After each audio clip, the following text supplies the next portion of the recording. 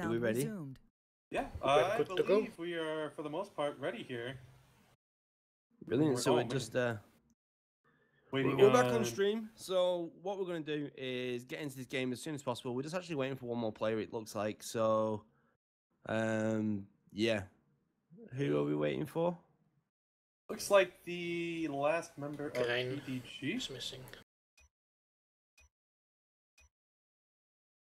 It's okay. We'll get him in ASAP, and then we'll actually be able to get this next match underway. We've actually got also Milady in here, so Deeper may not be able to get into the server right now, but we'll see who gets him first, Deeper or the final member of pdG. And what map are we playing this time? I can't remember. This is going to be going over to Underground. Oh, okay. We haven't seen an Underground in a while, so that should be interesting at least. And I think that's going to be... I think that's all 5 rounds now, isn't it? Or do we have one more match left? So we got 4th round. Oh, so there's a 5th round with one other set of map then. Terminal. That's who's on round number 5. So Underground, kind of a map that used to be known for going for upsets. I think teams are really starting to figure it out though, and it's starting to become a more standard choice. Yeah, definitely. The thing with Underground is people used to be kind of scared to play on it because even if you was the better team, you knew that just one mistake was going to cost you either of the objectives. And also momentum on the first and second objective can be so strong that you can actually lose the whole map in just a couple of minutes after making your first mistake. So a lot of teams avoided it for a long time. However, since then, people have started to learn to play for the retake on the first objective, and they've started sacrificing the objective to actually get a better hold on the second. So it's kind of solidified itself into a bit of a better position than what it used to be. So yeah, it always turns out to be an interesting match in Underground though, because you can never sell any team short because it all is about that one solid play. You know, if I had to say one map that doesn't let momentum always win, would be probably Underground's middle transition after first. Because you spawn miles back from the objective and the defense spawns forward. The only way to actually slip in is like somebody to craftily like sneak through and like get the plant. Because otherwise you gotta wait that whole minute of 3 spawn waves and just kinda hope you can get the kill that you need. Yeah, that is true, but also if the attacking team is feeling really confident and a little bit cocky, what they can do is actually delay the bomb plant on the first objective till it's on 11 seconds of a spawn wave, and what you actually do then is actually force the defenders to spawn there once. You actually force the defenders to spawn 1 second before the bomb detonates in this position next to the smoke. The gas, should I say, so you can actually trap them off and actually be able to get the momentum onto the final objective. We don't see many players or teams actually use the bomb plants to their advantage at this point. I think that's going to be something which is going to come into play a lot more as the meta fully develops and a few more characters. I believe it's 11. Yep, so 11. I mean, that's a pretty hard timing to match because, you know, those bomb plants, you got your optimal things and then you got to like plan it out, but like, if you actually get a decent wipe, what I'd argue is that it's actually better to delay the bomb plant. So if you're going to plant on like 6 seconds, what you're going to end up doing is give the defenders enough time to actually fight back and actually get down there. But if you can actually get them to spawn, you can actually get around this area and just basically spawn camp them out, then you can really get straight down there. And unfortunately, that's when the defenders' spawn positions on the final objective really play against them, because if you get into that control room, like, they're doomed. There's nothing they can do. And this happens on quite a lot of maps, to be honest. You can always play the spawn timers to your advantage. It doesn't happen very often, like I've been saying, but I definitely think in future it's going to be one of the main ways that we see some of these top teams distinguish themselves from the other teams. So you want to know some trivia here is that these two teams faced off in the Open Cup, and v56 came out victorious. And I think it was the same best of 1 format, but I don't remember if it was this map or not. And v56 in the same Open Cup lost to MVP, but I think pdG may have already played MVP. So there's some tension here.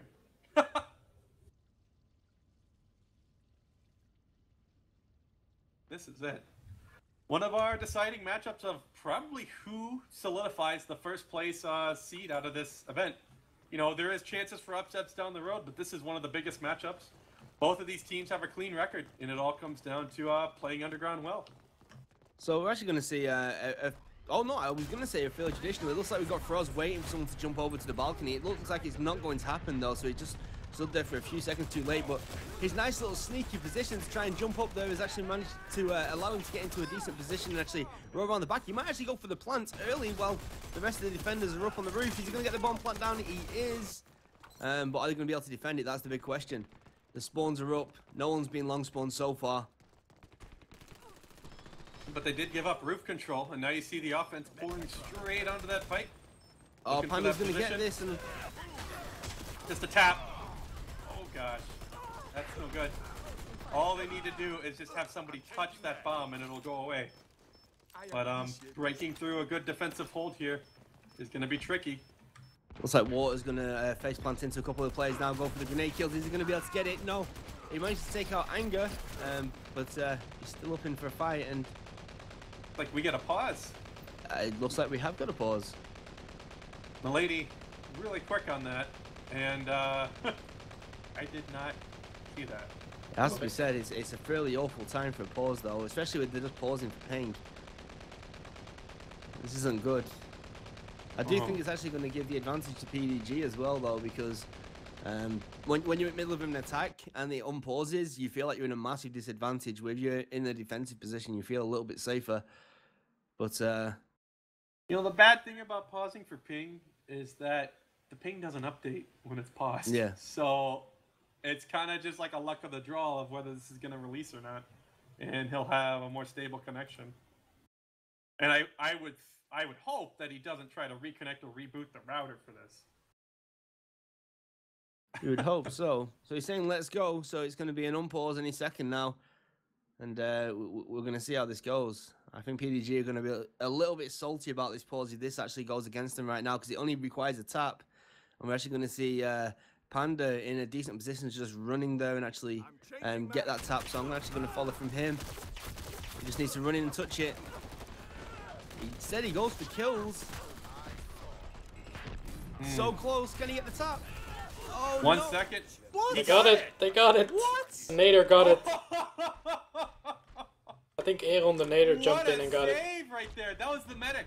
He managed to jump in and just not get shot, and it gave him that little just half second. Oh, pdG are going to be so salty. Kogel just killed himself with an airstrike. With the airstrike marker as well, so I don't know. I can sense a little bit of a tilt coming in right now. The defenders are going to be straight in and going to be able to clear this off, no problem whatsoever. We'll get a little bit of a defuse here, but the offense has some time to get in. Curious if Frost can get those clutch plays. Panda jumps in, gets the defuse. Pretty straightforward, but he does pay for it with his life and on a long spawn.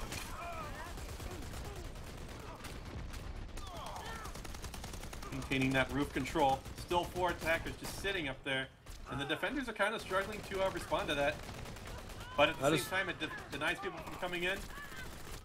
I just watched Waters miss a full 55 shots from one player. Ooh, Anger. That pocket grenade just nailed Daffy up there. The bottom to the top, right into the face. Kogo's doing what he can. Yeah, he had the opportunity. He left that bushwhacker on like a sliver of health. I reckon and he could have actually the got that bushwhacker kill has out. a health station out there that I don't think he sees yet. He could fill himself up. Kogel's gonna be risking a long spawn right now if he's not careful. Ooh, and Waters kind of makes some kind of tricky play, but bit off a little more than he could chew down. Saw a perfect example of why I hate Sparks players. It's so annoying sometimes. He's so strong. Even as my teammate. Like Daffy does this a lot where he team kills his teammates to like quick revive them all the time, but what just happened, he revived them and then his teammate got insta-gip. Even though like he team killed him to kill revive him. And they do that so much in Sparks players. Anger, only one left on the team. Watt is actually going to get a plant off of that if he can manage to stay alive. He's got to watch out for that long spawn though. He's going to get a long spawn. It looks like, oh no, the grenade bounced at the top of the door frame, which has allowed him to escape with his life. We're seeing the defuse come in. Engineer is gibbed. And there we go. This looks like a solid hold from pdG right now. There's another couple of seconds left for the defenders to get respawned up, and this is going to allow the defenders to get the attackers to get into much better positions. And it's looking good for pdG right now. That's about a 2-second defuse for the engine. So, I mean, it's not impossible, but it is a little bit of time that you gotta have to just sit there and do your job. Anger coming in from the bottom. Not getting anything with this grenade. But at the same time, Aaron getting up top there. He's in a position for a huge martyrdom if they kill him. I feel like he was looking for the death there. But he kind of missed it. And it looks like it'll just blow up at the end anyway because the engineer died. And there we go. That's going to be the first objective done in just under 4.5 minutes. So it's not a great time by any means. I mean, that first plant that they got must have been so devastating for them. It was literally a fraction of a second away from an explosion. But generally, like, pdG have remained in control for the majority of this match so far, and I don't think that's going to change anytime soon. It's just really about how long it's going to take them to get that perfect play out. But general plays from spawn to spawn, pdG certainly seem to be in control. Yeah, and you just kind of, we're in that middle ground of the game where everybody's waiting on the spawns to move around. Look at Froz though. They did. Whoa. Oh. If they just waited, they could have put him on a long spawn if he was going that bold. I think he actually killed himself out then. But yeah, you're right. If he didn't get spotted, then. Yo, I think this is the 3rd spawn that they have up at this location. So the next one after it should move the spawns forward, and we'll get out of this neutral territory and start working towards the map. It's not like they need it because they've actually managed to get a fair amount of momentum. They may actually be able to get into the control room before it's defendable. It's very close. Froz is going to be able to throw down a couple of sticky mines. We'll try and get that barricade repaired. He might actually be able to do it in a single spawn. Ooh, that new shotgun really coming in handy right there. But the clutch revive by his medic right there actually makes him lose that fight. I don't think they're too salty about that though, because they didn't actually manage to get the barricade done already. Now they're going to be able to go and get this side door done as well, taking down the turret on his way. And so he's opening the gas tunnel. The control is blocked. Oh, opened up, should I say, right now. So yeah, it looks like they're in a really strong position right now, and Froz just needs to get this kill on that Nader. He manages to... No, he doesn't! Wow, that Nader just took a sticky bomb to the face and smiled. I think they tried to push without having control under control. They might have the gas or the doors shut, but by still leaving like a big guy like a Fragger up there, that's a lot of crossfire power. Sometimes you can leave him in there, but if it's a really big guy with a big gun, it's pretty tough. Oh wow! Oh, what went wrong right then? Big mistake. I mean, they did go down on the short spawn, but that's a momentum stopper. I'm sure it was all planned. Froz just knew that his teammates needed ammo and health, so he's like, "Don't worry, mate. I've got your backs. I've got it sorted. Go for a respawn." Yeah. Except for the poor guys on the outside are like, "Hey, we could still use you out here." So this has been back and forth. This is a really neck and neck game. I think that first plant was just a few mistakes by the defenders, but it looks like they're stabilizing, and they've even planted for the gas tunnel. There's going to be defused right now, and looks like they're going to do a majority into the control push. Froz just seems like he doesn't know where he wants to go right now. All these players are on very low health. Oh, Panda takes out Froz with a few rapid fire headshots from that Kek 10. That I wouldn't want to be staying in that control very long. Anger's looking to try to get some big plays in here, but he used the grenade a little early, and he ends up getting 2 drops, but no gets. This should be it. This should be where the plant comes out. Yeah, I hope 2 on long spawn. No, planting for the sniper spot. Froz is going to self-go on the next spawn, I think. Froz is going to actually kill out, I think, in 10 seconds. It's going really aggressive.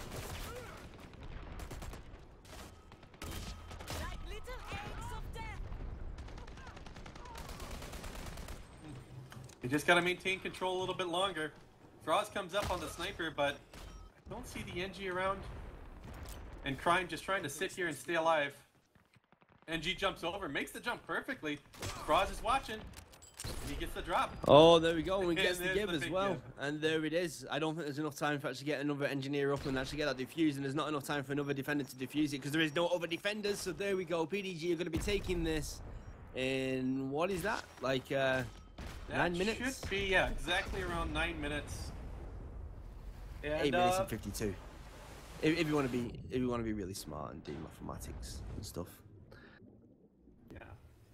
All right. But there we go. Looking at the kills, though, we have to be honest. Like pdG are looking in fairly kind of a dominant position right now because we're talking about the defenders here with much lower kill-death ratios. And on underground, that's not what you'd normally expect. You normally expect the defenders to actually have a much easier time of it. But that said, in the defender's defense, that time wasn't amazing by pdG whatsoever. It was pretty average, to be honest.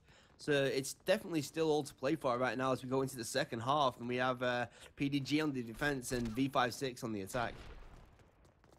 Yeah, it's not hard to beat that 4-minute thing. It just means you've really got to get that momentum right off the start and get that first plant, and then you've got it feels like you got all the time in the world, even with an 8-minute completion.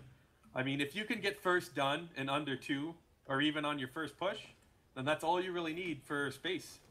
First push tactics all the way. Oh, look, it looks like they're going to be focusing on the left push, something that we don't see very often, or we haven't seen for a very long time. So we're going to do 5 into yellow and see what happens.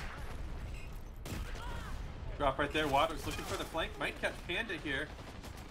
Fights the spark. Doesn't get the kill quite early enough, but it looks like he gets enough pressure in there to let his team break in and mop up that entire first push. I was looking excited. I was feeling excited for that, and it kind of just fell flat on his face, didn't it? To be honest, I think the problem was they didn't push hard left. Like, if you're gonna do it, you all have to do it, because Waters came around, and if they just kept running, he wouldn't have been able to catch up anytime soon. And it looks like they're gonna go for it again. Looks like they actually managed to break through this time. Open. 14 seconds on that bomb. Oh, going actually in decent positions. They have the room. The bomb's going down, but there's a sniper up there, which is going to cause him hell. Froz just there. Oh, but there he goes. Panda coming in. Quick play it. Doesn't get it, though. And a clutch revive by Chillax and a door opening on that left side. Oh, that was looking so strong, but then it just got all well cleaned up with 6 seconds left on all the attackers right now. So that was fairly close, but the defenders managed to just retake it in the last seconds. I thought that v56 had that then. Yeah, it was a push that could work if they just took it a little bit wiser with their organization. It had all the pieces in place, but just tried to do a little bit too much too fast. Just look at these defenders' positions, man. They're spread all the way across the map, basically. It's one of those. It's crossfire central right now. You got a couple of players up on the balcony, a couple of people on the left. You got a couple of people on mid. Like you've got more than 5 players. It just feels like you're against the whole world whenever the defenders get set up in these positions. That said, if you do break them through on long spawns, it does give you a really good opportunity to get the bomb planted. But managing to do that can be a pain in the ass. I mean, the defense hold that you can do on the underground forward defense is just insanely strong. You got people on the elevator. It means that you can't even really bother going on that left side anymore into the yellow tunnels, because they can just crossfire. And look at that, Froz already answering with 2 headshots right off the start. But it looks like they do make it just slightly in the yellow tunnel, but the surround comes in and crushes them out. 5 seconds for the defense. What we've just seen then is actually something that worked fairly well. It was far from ideal, but what they've actually managed to do then, and the v56 guys, is actually just pull the defenders out of positions that they was in. But unfortunately, it's not going to make much of a difference, because that spark is just going to be hell of annoying. So whenever a player gets picked off from a distance, they're going to be instantly revived again. Double headshot from Froz. Sit down, son. You're going home. This is my elevator. This is my balcony. Get lost. I'm curious. Like we know Froz is this good with the sniper, but Anger has been running into that shot every single spawn as well. Yes, he is. And when a good sniper gets set up here, I mean, I've never actually thought of putting a sniper up here, because usually it's really hard to maintain those shots over over a tense game. But I think Froz is just starting to feel comfortable, relaxed, and he gets to take his time and pick his shots from that distance. Well, I think one of the things is right now is that pdG have got the advantage of knowing how long they need to defend for, and knowing that they've actually got a fairly decent time. So what they're able to do is go for this really forward kind of defense. Knowing that if they do mess up, there's a good chance they're going to actually lose the objective, and that is something that happens constantly. But they just know that all we need to do is just really hold like 5 or 6 more waves, and we're okay. So they're in a position where they can be a little bit cocky, something that you can't really do on the first round, because if you lose it in a couple of minutes, then you've really messed up. But they know that they've got a lot of time to play with right now, and Anger again just gets eaten alive. Why was he cooking that grenade for so long? I mean, I feel like the big problem here is Frost, and he gets very just dedicated picks. There's like one pick every wave on the start. He misses his first shot here, looks for the second, this is the third. This actually might give him enough space if he can keep missing. But more importantly, what Frost is doing right now is dictating play for the attackers. They know that they've got no answer to him, so they know that they need to try and avoid him as best as possible, and that's causing them to play fairly dangerously. That said, they've actually got themselves into a really good position. Frost is going to try and get a couple of picks right now. Is it going to matter? He manages to take out the engineer and actually gets the give, but there is actually another attacker in there who could probably go for a plant if he was feeling confident. Unfortunately, Anger gets taken out. There's just Panda left, and that's going to be another 6 seconds for every single one of the attackers, and this defense just looks unbreakable right now. Yeah, the moment Froz was low up there, the NG, I kind of wish he just had that foresight, like, you know, the sniper's up there, I should just spray bullets and walk in, because he was low. He could have probably finished that entire fight, but these shots, I really think that these are just really easy shots to make. There's nothing too complicated about it. It's just one angle, two angles, and look between the two of them. If you know they're coming right, well, I'm just going to look over there and bide my time. We really need to see the v56 guys come out with an answer to this. They have got a sniper from Panda. Whoa! There we go, a couple big kills. That's a lot of bombs. And Waters actually gives them a helping hand by taking out Froz.